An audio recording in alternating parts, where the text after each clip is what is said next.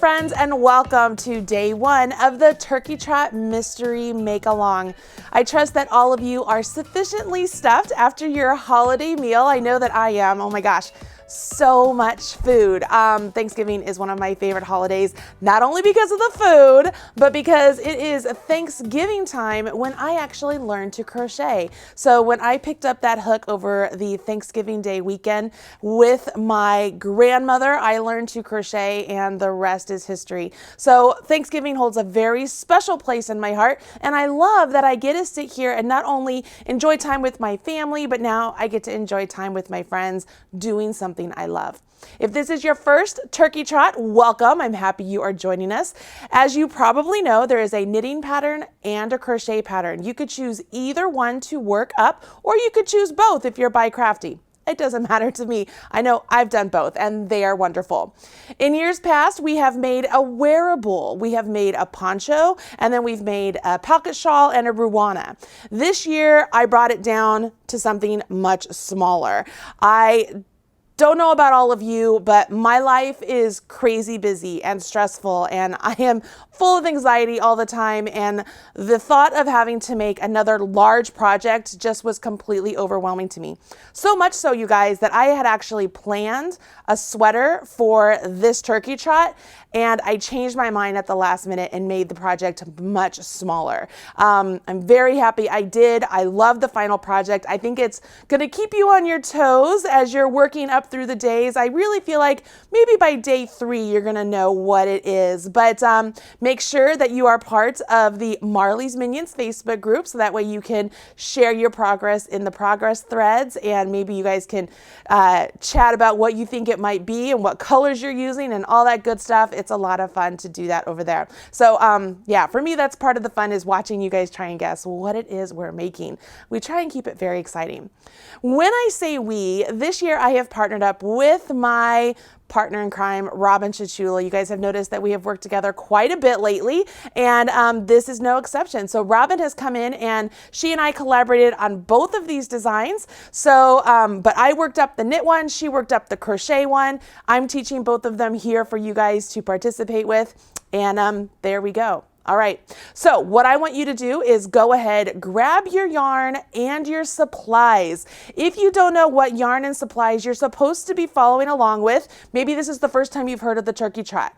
I've put a link to the full description of what you need to know about the Turkey Trot as far as materials and links to the patterns for each day, because the pattern is released on 4 days. It's divided up to 4 days.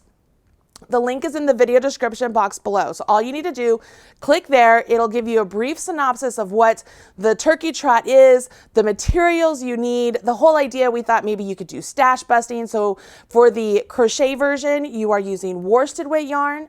For the knit version, you are using bulky weight yarn. And then your hook and needle size all depends on whatever yarn you choose and the gauge and all of that good size or good stuff. I did put in there what size I used. I did put in there what size Robin used, but you decide what works best for you. What you will notice is at the bottom of that blog post, there is a section where every day we will add a link to that day's instructions. So you can follow along with the instructions of the day, or you can purchase the full ad-free PDF and have everything available to you, but you've got to pinky promise you will not tell people what it is. So if you purchase the paid PDF, do not tell people what the project is. Don't spoil the fun, all right? That's part of the promise. All right, go ahead, grab your materials, go ahead and get your day 1 instructions, and let's jump in.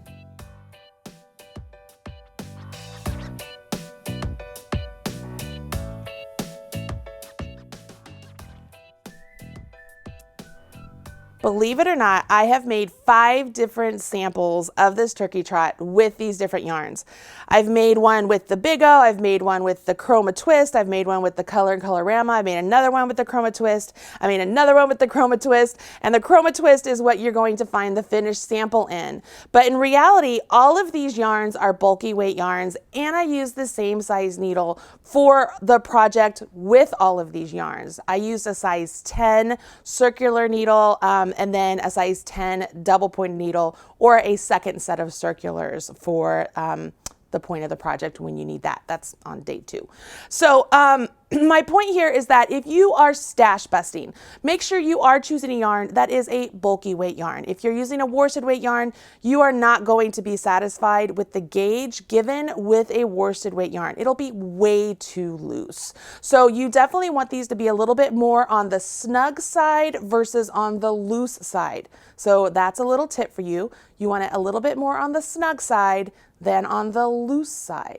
All right, you want these to be a little bit more snug than loose. As far as what size to choose, because this is a mystery make along, it's kind of hard to tell you what size to choose for yours. And Robin and I have gone back and forth to kind of help you choose what size. And so my final decision on the knitting pattern was to give you different heights. So I said from this height to this height, you're probably a small. For this height to this height, you're probably a size medium. And for this height to this height, you're probably a size large. I'm going to tell you that the majority of all of you out there are going to be the size medium. I'm a size medium. So if you're going to err on the side of caution, I suggest you make the size medium. Okay. The thing is, if this project does not fit you, it will fit somebody else, and it makes a great gift. So you are not going to be wasting your time at all. It's going to be a lot of fun. So I assume a lot of you out there are probably going to be making the medium along with me. That's what my sample is. That's what fits me. That's what fits everybody in my family. It'll be great. And yes, that kind of goes to the question that a lot of people ask, is this good for men and women? It absolutely is. It's good for men and women. You choose whatever color you prefer and just have at it. It's a lot of fun to do. Now you know about the yarn, the needles, the sizing, and the little tip about gauge that you want it to be a little bit more snug versus more loose. Now here's something that's going to make a lot of you very happy. I do not want you to do a separate gauge swatch. We're going to go ahead and cast on our stitches for day 1, and we will use our day 1 section of fabric as our gauge swatch. So you'll be able to measure that ribbing, see if it works with the gauge given, and move on from there. Pretty fun, right? Okay, so the last thing we need to talk about is actually as we cast on our stitches. So that would be whether you want to use buttons on day 4, or if you do not want to use buttons on day 4. The difference is in the number of stitches you actually cast on. You'll notice in the pattern, there are 2 different options. It's the button option or the no button option. Follow the number that pertains to you. I am going to follow along with the button option because I think the buttons are super cute and it really makes the piece just a little bit something extra. So I will be casting on the medium size number for the buttons. You can cast on that same number, or if you want to choose the option without the buttons, you could do that as well. So go ahead, grab your yarn, grab your needles. We're finally gonna get started. I know I talk a lot, but hey, it's a mystery.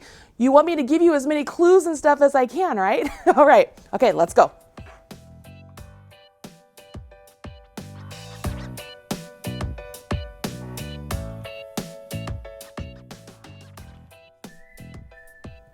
I love the start of a new project because it's like beginning a brand new adventure, right?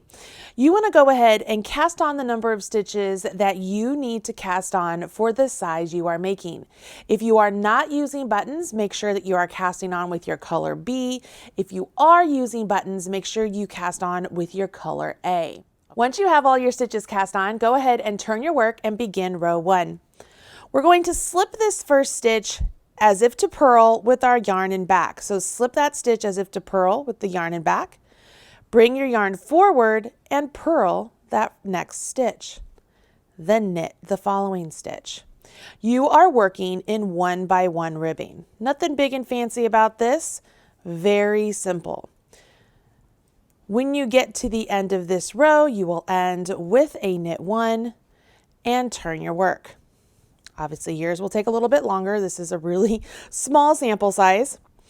On the second row, you will bring your yarn forward, go into the first stitch as if to purl, slip it off, bring your yarn to the back, knit the first stitch, and purl the next stitch. And continue in this manner all the way to the end of the row. You will end with a purl one at the end of the row. Very simple so far, right? Now, if you are working without the buttons, this is where you will actually cut your yarn. So you're going to cut your color B, grab your color A, and we will continue with color A until this piece measures 4.5 inches. To continue with color A, you're just going to hold it right up against your working fabric. Go ahead and slip that first stitch and then just jump in to your purl one, knit one, because you're on the right side. These are the instructions, and you just keep on going, okay? When you get to the next side, you'll follow the instructions for row 2, and you just keep using your color A again until this measures 4.5 inches. Don't forget to slip that first one with yarn in front, move it to the back, knit, purl, all the way down.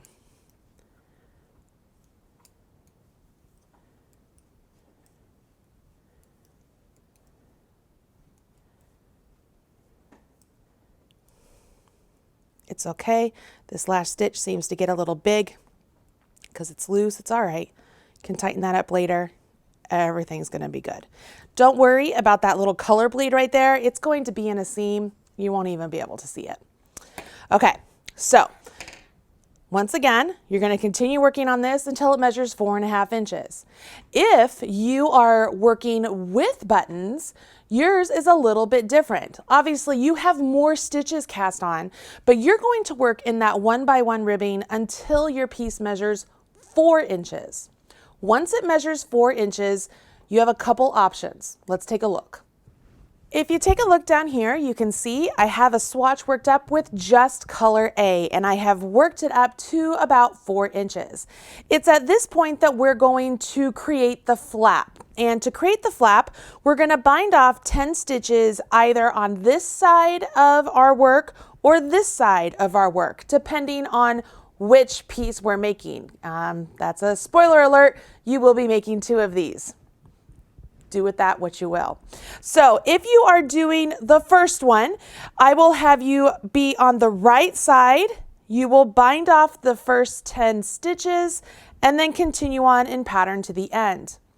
If you are working the second one, you will actually work across the right side row, turn your work, and then you'll bind off the first 10 on the wrong side row and then continue on in pattern. And then you follow along the instructions until it's back to where it's written for both of the pieces. It's really quite simple. Now, because I understand that some people really struggle with the idea of binding off and then continuing in pattern, let's go ahead and let's see how you would do that, because you're actually working 11 stitches, but you're binding off 10 of those stitches. The 11th one is left on your needle and is still in action. Let me show you what I mean. Okay, so if you are working the first one, this is the first option, okay, so this would be the first piece. I want to bind off 10 stitches. Now, we've been slipping the first stitch here of every row. If you want to maintain that, you can. If you want to knit that first stitch, you can. Totally up to you. I'm going to go ahead and just maintain the slip. And then I want to bind off in pattern. So I'm looking at a purl, so I will go ahead and purl it. And then I will have that first stitch jump up and over the second. You see how I use 2 stitches, but I only bound off 1. So that's only 1 bound off stitch. And I have to have 10. So let's go ahead and continue on in pattern and bind off a total of 10 stitches. So that's 2, 3, 4, 5, 6, 7, 8, 9, and there's number 10. So I have worked across 11 stitches, but I've bound off 10. My 11th stitch is the one that's on my needle, okay? So as I continue on with all of these stitches, I will actually have that very first stitch, it'll continue that knit row right there on the edge of the rest of my fabric for this section, okay? So now I just continue on in pattern. So my next stitch would be a purl, and then a knit and a purl, knit and purl, and I go on, all right? So if this is the first one, you then continue on with the instructions all the way through to the end of day one.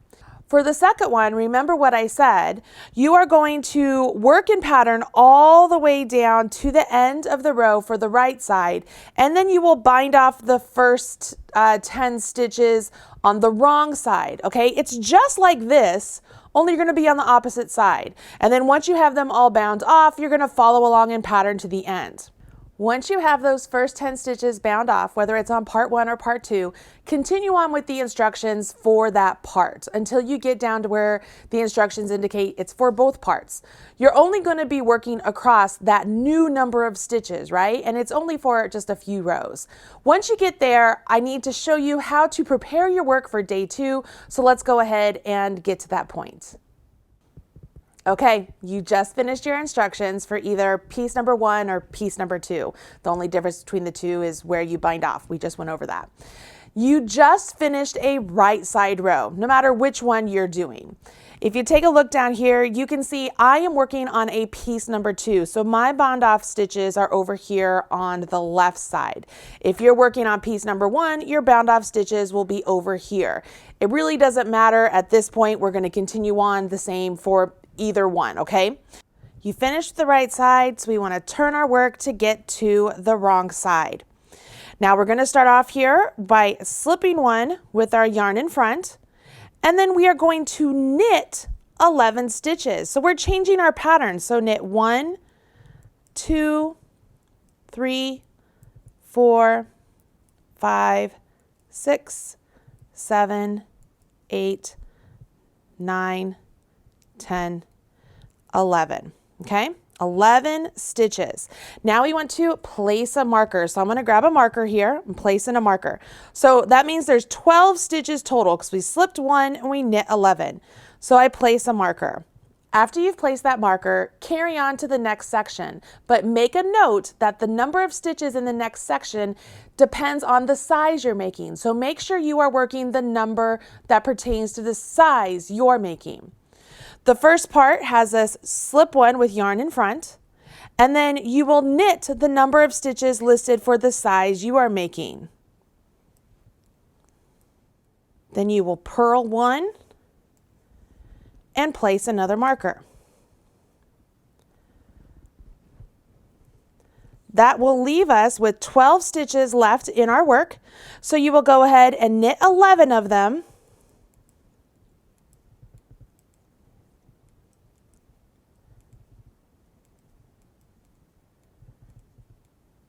And purl that last one. Okay? Easy peasy, right? We're just adding some stitch markers and changing our stitch pattern. So as you take a look at your work, I haven't turned my work yet, I'm still on the wrong side. You will see that you have 12 knit stitches, a marker, a number of knit stitches here depending on the size you're making. I'm working on medium, so I have 13 stitches, marker, and then you have 12 stitches over here, okay? Remember that if you're doing, I'm gonna say like the first one, then your bound off stitches will be over here on the wrong side. And if you're making the second one like me, your bound off stitches will be over here on the wrong side. Once you have finished this, the next part is easy. Go ahead and snap a picture of what you're working on and share with us on social media. Use hashtag TurkeyTrot2021 or hashtag MarleyBird, so that way I can see your work, and be sure to smash your like button. Other than that, set your work aside and we will get started bright and early tomorrow morning with day 2 of the Turkey Trot. Good luck everybody, and I'll talk to you soon.